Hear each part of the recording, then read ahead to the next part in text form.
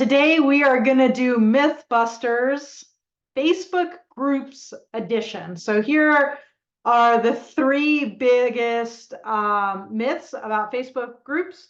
Number one, Facebook groups are dead / everybody hates Facebook / the algorithm sucks. Number two is they are too time consuming. And number three, I do not need a Facebook group for my network marketing business. So let's go ahead and jump into these. I am going to get straight to it with real talk. I'm going to talk to you as if you were a paying client of mine with what is true and what we have found by being in this, what's the word? Not atmosphere. I don't know, in the Facebook world. So let's talk about the first one. Facebook groups are dead. Everybody hates Facebook. Algorithm sucks. So I did some research on Facebook statistics. There are 2 billion people per day logging into Facebook. It is still the #1 social media platform that exists on the internet. In fact, it is the 3rd highest visited website in the entire internet, simply behind Google and YouTube. The second most popular is YouTube, by the way. So yes, of course, Instagram and TikTok, these people love them and they're great. We just need to consider that Facebook is still the #1 platform and it's not even close. So even if people are going to other platforms or you're talking to people that are like, oh, I'm not on Facebook, I go to this one, that doesn't mean it's everybody. And when we are looking at anything that is considered marketing, even customer Facebook groups, we're not trying to reach everybody. We're trying to choose the channels that have the most amount of people, the highest percentage of people. We want to look at what can we control versus what we can't control. And Facebook communities are the best community builder that is out there right now. You can't build a community on TikTok. You can't build a community on Instagram. As far as Facebook groups being dead, there are 2 things that, well, I will say, kill a Facebook group. So not all Facebook groups are dead. One thing that will turn a Facebook group dead is lots of product posts, because there's nothing to actually engage with. And this is a content posting issue. A lot of people are like, okay, I have a Facebook group for my customers. I'm just going to keep giving them info, but you can't actually engage with info. Facebook is a conversation social media platform. And if it's not a conversation, it's not going to work, because that's not what people are coming to, which brings me to the algorithm. The algorithm is designed to give people content they like and get rid of content they do not like. Here is why this is like gonna sting a little bit. If the algorithm is moving your content away from people, that is an indication that your content is not hitting the mark. It does not feel relevant to the people who are scrolling on their newsfeed, and we need to make a shift. A good rule of thumb is that on any given post, about 10% of your group sees that type of post. But remember, people engage with different types of posts. Some people engage with stories more. Some people engage with more with videos. Some people are commenters. Some people are lurkers. Some people enjoy conversations. So I think that's important to understand. So if a Facebook group is dead, it's probably because there's too many, just like, here's stuff, here's info, and it's not creating back and forth conversation. Our group, just for context, one of our biggest groups has 8,600 members in it. We've been building that for 7 years. And in the past 28 days, 3,600 people have seen content from it. So yeah, I mean, I think there's probably people that joined our group like several years ago that don't see anything anymore. And that kind of is what it is. But gosh, that's a pretty high percentage. That's a lot. 3,600 people I'm able to reach every single month by using an engaging Facebook group strategy. Another thing that will torpedo the Facebook group is if new people are not being added. If new people are not being added, they're not being tagged in new stuff, that is going to create problems. It's going to feel like the group there's not new life. There isn't excited people. People are just like, oh yeah, I've been in this group for 4 years. And then they turn into lurkers sometimes. They're not so excited to engage, and that makes the group feel dead. All right. Number 2 myth is Facebook groups are too time consuming, or I need to hire an assistant to run one. And if you're making graphics for every single post, it's very time consuming. But what's really hard about that is it also doesn't create engagement or conversation. And that makes it really, really hard. So it's time consuming and it doesn't work. That really stinks. With the right prompts, you can create engaging Facebook content.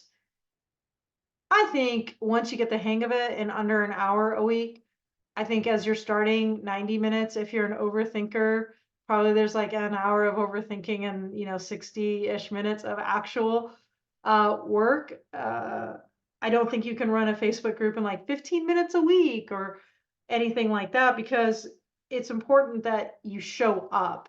One of our social media clients a long time ago said something that really stuck in my brain. Her name is Marie. She said, how can I expect other people to engage if I'm not willing to engage?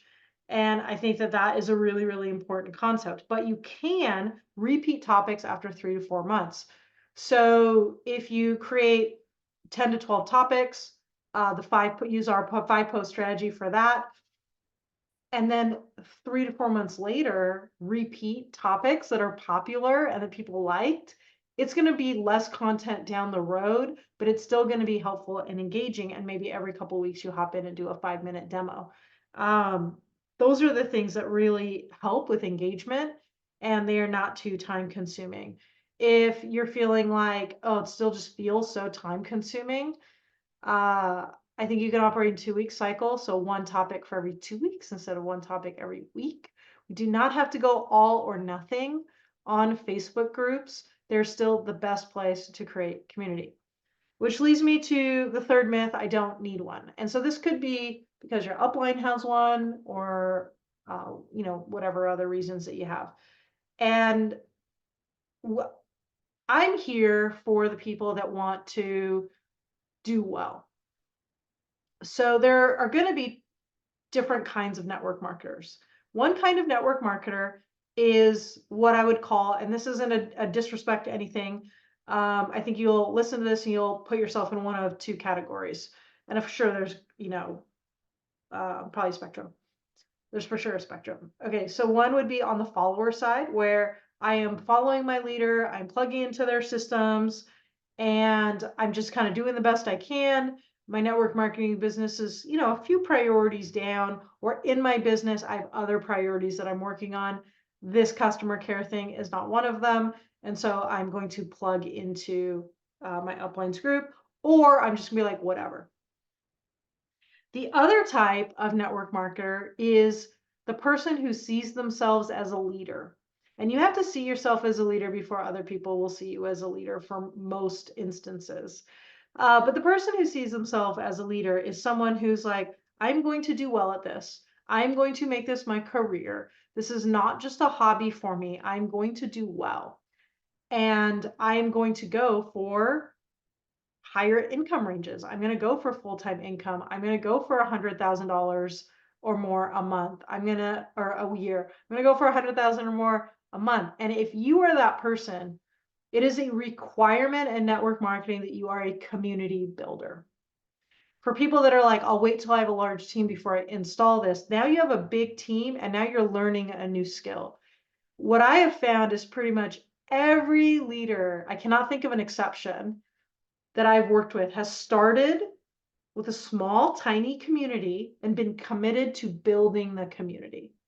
When we started all of our groups, every entrepreneur you meet has started with 0 customers. 0 customers and 0 builders, because that's what happens when you upgrade your account. And the earlier you start to see yourself as a leader, the earlier you start to see yourself as a community builder, the earlier you have a place to gather people, the better it is for your long-term business. And then you make the commitment to, okay, my customer Facebook group has 30 people in there.